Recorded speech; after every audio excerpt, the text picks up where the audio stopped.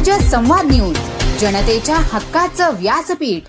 निकोट, काय घटना घडली? तुम्ही आता मनसर उपजिल्हा रुग्णालयात काय घटना घडली, कशी घडली? तिथे असं झालं, मी सरपंच माझं कुठे राहता?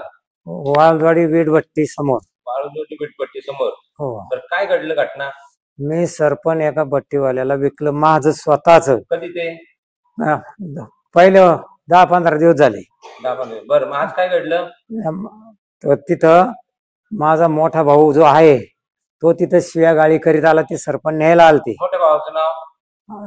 बाबुराव भाऊ निगोट. बरं, ते तुमच्या घरी आले? तिथं तिकडून राऊंडवर असे शिव्या देत आले, विहिरीवर गेले. बर. तिथून रिटर्न आले तर तिथं परत लई शिव्या द्यायला लागला माझ्या घराच्या सामने. मग मी त्याला सौम्य भाषेत विचारलं, बाबा तू आम्हाला शिव्या का देतो? तो लई वाईट बोलायला लागला आणि त्याने मला असा धक्का दिला तर मी डांबरीवर पडायच्या अवस्थेत तेच माझा हा बारका मुलगा समीर आला आणि त्याने मला उजव्या हातात. मुलाचं नाव काय? समीर वसंत निगोट. हा पाठीमागून आला आणि त्यांनी मला उजव्या हातावर झेललं आणि त्याला राऊंडवर त्याचा डावा हात त्याच्या गालफटावर लागला. आणि मग तेवढ्यात वाट सरूंनी ती सगळी मिठामीठ केली थोडा वेळ आणि बाजूला झाली. वाट सरूंनी म्हणजे इतरत्र कोणी उभे होते की कसं काय? वाट सरूंनी. आणि मग त्याच्यावर थोडा वेळ 10-15 मिनिटं गेले. बाबुराव भाऊ निगोट हा घरी गेलता. तिकडून मग त्याच्या मुलांना काय साहित्य आणायचं ते घेऊन आले आणि माझा मुलगा समीर अंगणात होता आणि मी बी अंगणातच होतो. खुर्चीवर माझं हे मणके वगैरे दुखतात ना, मी अंगणात बसलेलो होतो. तर तिकडून त्यांनी अचानक येऊन हल्ला केला माझ्या ह्या समीर मुलावर. त्याच्या आधी ते बाबुराव भाऊ निगोट, सनद बाबुराव निगोट, विनोद बाबुराव निगोट, प्रमोद बाबुराव निगोट हे 4 जण डायरेक्ट येऊन अचानक जसं काय यावं तसं अचानक ह्या समीर वसंत निगोट याच्यावर हल्ला केला. काय होतं त्यांच्यासोबत? काही सळाया, कुऱ्हाडी, काठ्या असं होतं. आणि मग त्याच्यात मला त्याच्या वडिलांनी असा धक्का. तुम्ही त्यांना विरोध केला की नाही केला? मग त्यावेळेला मी थोडा विरोध केला तर बाबुराव भाऊ निगोट यांनी मला खाली ढकलून दिलं. तेवढ्यात माझा मुलगा हा आतमध्ये होता, ट्रॅक्टर लावून आलेला मोठा मुलगा स्वप्नील वसंत निगोट.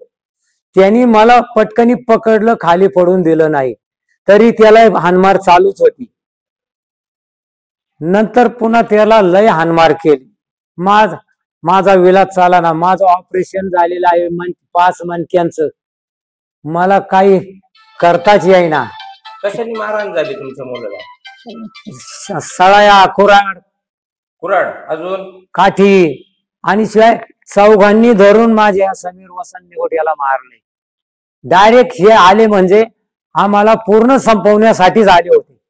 पण त्याच्यानंतर पुन्हा मला थोबाड धरलं, असं ढकलून दिलं तर मी उठताना डांबरीच्या कडेला पडलो होताना.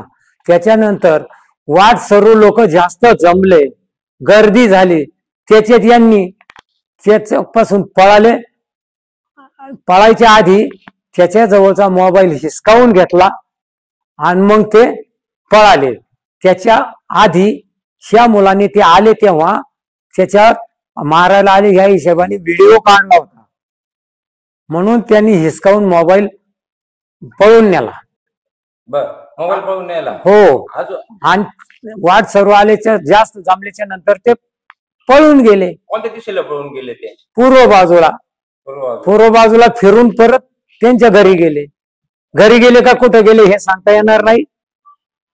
आणि मग माझ्या मुलांनी मोठ्या स्वप्नील वसंत निगोट, मी असा उताना पडलेला होतो, त्याने मला उचलून घेतलं. मी मेल्यावानी पडलो होतो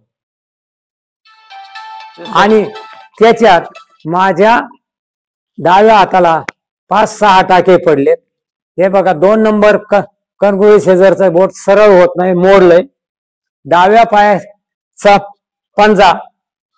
पंजा त्याची 2 बोट ती क्रॅक झाल्यात.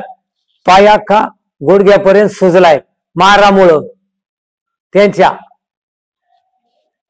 आता ही घटना झाली त्यावेळेस तुम्ही तिथेच होता. हो मग आता तुम्ही विरोध करण्याचा प्रयत्न केला पण त्याच्यानंतर बी माझी मंडळी आली कशी तरी पुढे, हौसाबाई वसंत निघोट.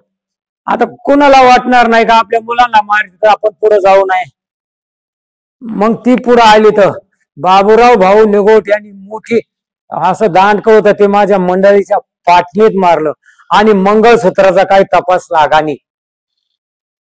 त्यांचं मंगळसूत्र गहाळ झाले का? हो.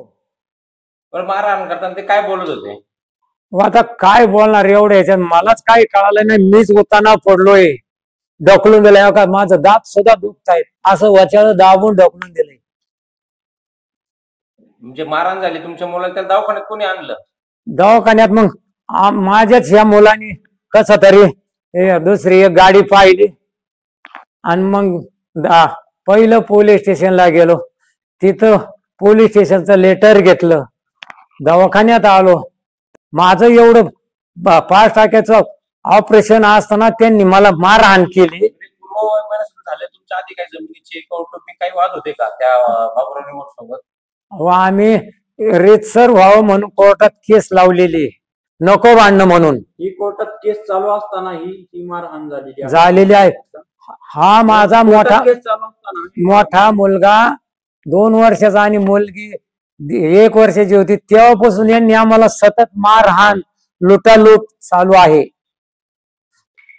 तुमचं नाव सांगा आणि काय घटना होती, काय घटना झाली ती सांगा. माझे नाव समीर वसंत निघोट. माझ्या घराशेजारी बाबूराव भाऊ निघोट, विनोद बाबूराव निघोट, सनद बाबूराव निघोट, प्रमोद बाबूराव निघोट हे 4 जण आले आणि अचानक त्यांनी मारहाण चालू केली. मला जास्त करून कुऱ्हाडीने काठ्यांनी वगैरे जास्त करून मारहाण केली. माझ्या डोक्याला त्याच्यामुळे मारहाण लागलेली आहे आणि त्यांचा उद्देश मला सरळ सरळ दिसत होता की मला मारून टाकायचं वगैरे अशा पद्धतीने. त्यांना विचारपूस केली असं त्यांनी काही कारण वगैरे नाही सांगितले, डायरेक्ट आले आणि मारहाण चालू केली डायरेक्ट. तुम्ही ज्यांची नाव घेता ते तुमच्या ओळखीचेच आहेत? ओळखीचे म्हणजे चुलता आणि चुलत भाऊ लागतात ते नात्याने. बरं, तुम्हाला जीवे मारण्याच्या उद्देशाने मारलं म्हणतात, तुम्हाला वाचवलं कोणी? आजूबाजूला रस्त्याला माणसं वगैरे गोळा झालेली, त्यांनी जवळजवळ थोडाफार मदत वगैरे केली आणि त्यांची जवळपास माणसं गोळा झाल्यामुळे यांनी पळ काढला. त्यांच्या हातामध्ये काय होतं, मारताना काही हातामध्ये होतं की काय होतं? त्यांच्या हातामध्ये कुऱ्हाडी, काठ्या, सळाया असे बरेच काही गोष्टी होत्या. त्यांनी मारहाण केली तुम्हाला? हो, त्यांनीच मारहाण केली, असे धरून बिरून मारहाण केली. तुम्हाला हॉस्पिटलला कोणी आणलं? हॉस्पिटलला काही लोकांनी मदत केली आणि माझ्या भावाने मदत केली, सोबत जे काय आहे ते. राहायला कुठे? मी राहायला वाळंजवाडी फाट्यावरती आहे. वाळंजवाडी वडगाव वीटभट्टी, चव्हाणाची वीटभट्टी त्याच्या ऑपोजिट साईडला. आणि ह्या घटनेमध्ये माझा मोबाईल विनोद बाबूराव निघोट यांनी खिशामध्ये घालून चोरून नेलेला आहे. ठीक.